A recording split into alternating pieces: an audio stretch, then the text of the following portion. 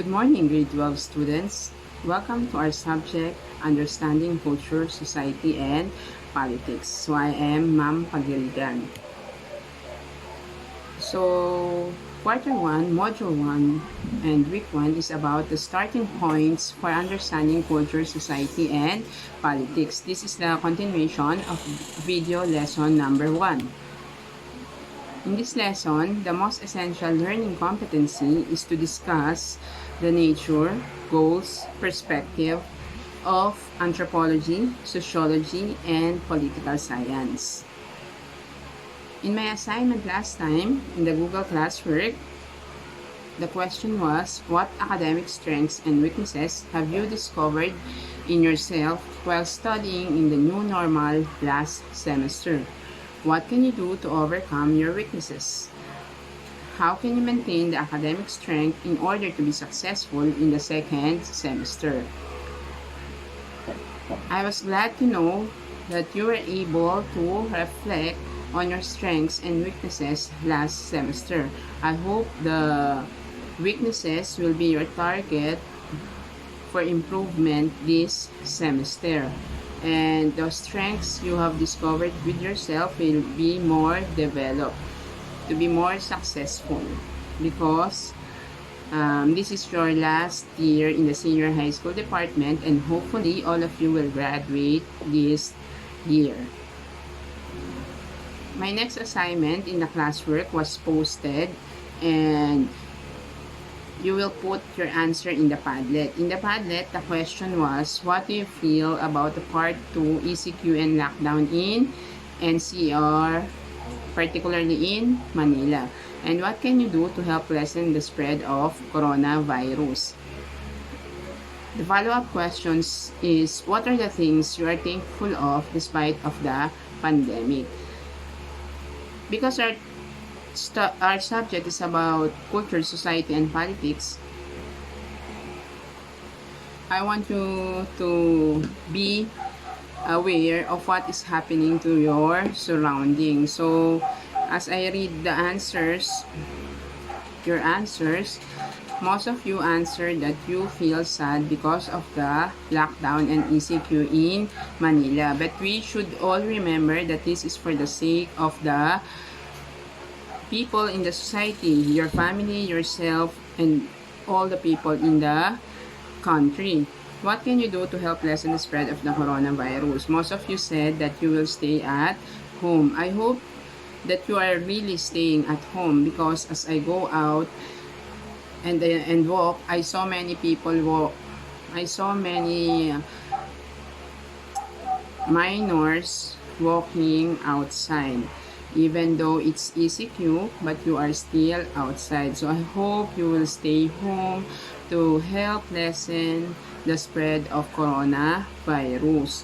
What are the things you are thankful of despite of that pandemic? So most of you were thankful because as a year passed by, you and your family is still safe from coronavirus.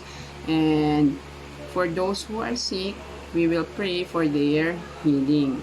So against all these odds, we should always be grateful to God, because this will all end with God's divine intervention. We will all just pray that all will be better soon, the soonest the possible. So very good, yung marami ang nag-answer sa aking assignment. So before we start the lesson, I want you to answer the KWL chart. What is KWL chart? K stands for know, W for want, and L for learn. So what do I already know about this subject?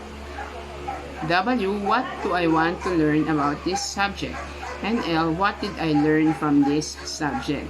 So for now that we are just starting the lesson, you will just answer KW. KW, know and want. And the L will be answered after we have discussed the lesson. I want you to watch the video. So wait, I will play. Okay, listen carefully. So what is the video all about? Who are the speakers in the video? According to the video, what does social science mean?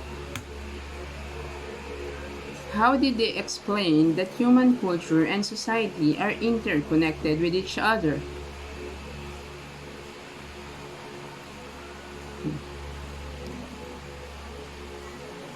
Now, I want you to answer the activity that you can see in this slide. In this slide, in the box, you can see different concepts related to our subject matter. And downside, you can see the meaning or the words associated with the concepts in the box. So I hope you all could answer because I gave this as an assignment last time. So number 1, it is concerned with human behavior, human biology, cultures, and societies. So you may answer. Number 2, this is the principal method of human communication. Number 3, this is an act of transferring information. So you could unmute your mic if you want to recite and say the correct answer. Number 4, this refers to the rules or expectations that are socially enforced. Number 5, this is the study of societies and relationships among individuals within societies. And lastly, this deals with the language, religion, cuisine, social habits, music, and arts. So I hope you have choose the best words that describe the meaning that I've said. For those who are not code, I hope that you write your answer in the paper and then you will send it to me in the group chat later for checking. So be honest with your answers. For those who are not code, be honest, and honesty is the best policy. Okay. So to sum it up, these are the terms that we have just done in the activity. Anthropology. Anthropology is concerned with the human behavior, human biology, cultures, and societies. Language, this is the principal method of human communication. Communication is the act of transferring information. Norms, this refers to the rules or expectations that are socially enforced. Social science, this is the study of societies and the relationship among individuals within societies. Culture, this refers to the language, religion, cuisine, social habits, music, and arts. Laws, these are rules that regulate the actions of the citizens. So these are the terminologies that we'll be discussing as we tackle the lesson 1 in this module 1. To continue the activity, I have added different terms for you to answer. So number 1, the set of activities that are associated with making decisions in a group. You will choose from the words in the box. Is it politics, positivism, sociology, society, folk race, or natural science? Number 2, group of individuals involved in persistent social interaction. So I will call someone to recite, and then after reciting, you can call other classmates to answer. So that will be our procedure for today. Okay, very good. So you may call another. You may call your classmates for them to recite. Okay, very good. So number 3, it is behaviors that are learned and shared by social group. Number 4, it is concerned with the description, prediction, and understanding of natural phenomena. This refers to the theory that laws are to be understood as social roles. And lastly, this is the study of social problems. So congratulations! It was nice to know that you did your assignment because everybody just got the correct answer. Everybody that recited got the correct answer. I hope that some who are not called have write in a paper and you will send it later to the GC for correction or for checking. So to sum up the meaning and the words, here is the graphic organizer. So when we say politics, it is the set of activities that are associated with making decisions in a group. Society are a group of individuals involved in persistent social interaction. Folkways, behaviors that are learned and shared by a social group. Natural science, it is concerned with description, prediction, and understanding of natural phenomena. Positivism, it is a theory that laws are to be understood as social rules. And lastly, sociology is about the study of social problems. So congratulations, and we are now ready to tackle the lesson proper. So to know what are the perspectives or the characteristics of culture, I have here a graphic organizer which you can put the characteristics of culture that you know. So I will call someone to recite. So what comes to your mind when we say culture? Okay, very good. So this is the words that are associated with the culture. When we say culture, it's about morals, knowledge, beliefs, arts, laws, and customs. So I will call someone to explain what is the meaning of morals when we say culture. What do we mean when we say knowledge in terms of culture, and so on and so forth. So I hope you are ready for this recitation. Okay, you can give examples for better understanding of the terms. Okay, let's start. Okay, very good. So how about the others? You can use the raise hand icon if you want to recite. Okay, very good. So the next term is about politics. When we say politics, it is about consensus and compromise.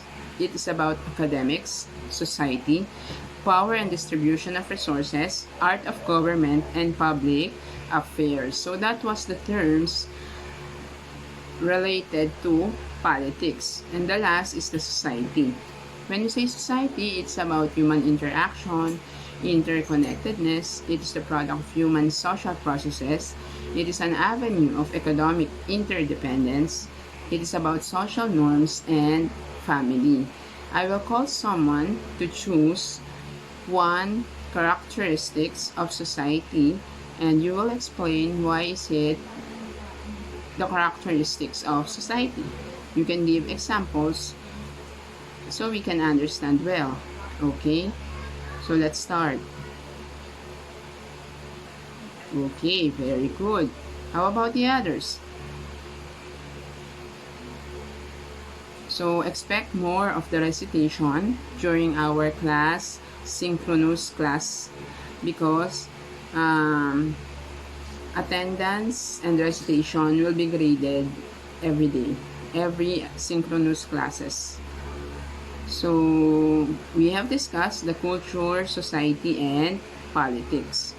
So now I want you to say to me what are the importance of the different terminologies that we have just discussed. So you can see in the picture what is the importance of politics, what is the importance of culture, and why is society important.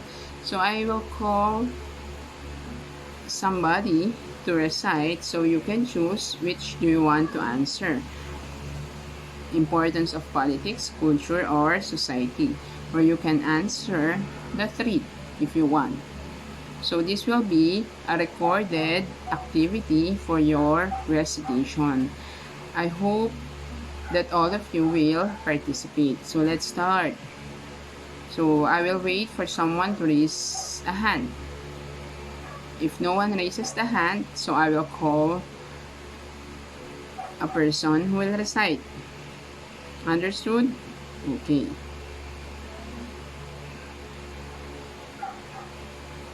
Okay, very good. All were active participants during this recitation. You really understand the lesson because most of you have recited and most of the answers were correct. So keep it up, grade 12 students. So now let's recap.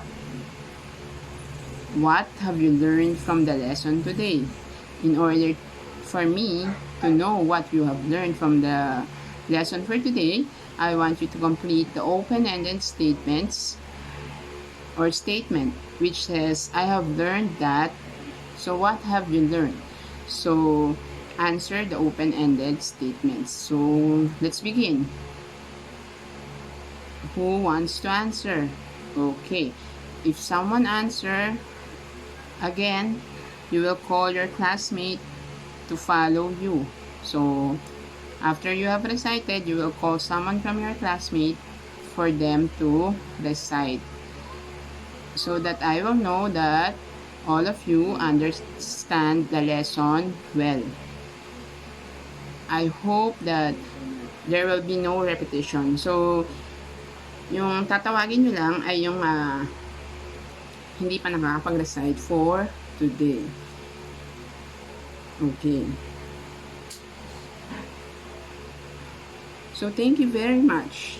I hope, I see that you have learned the lesson well because all of you have answered the open-ended statements clearly. So, it was clear that all of you have understand the lesson. God bless and see you again in the next video lesson for our subject. Thank you very much.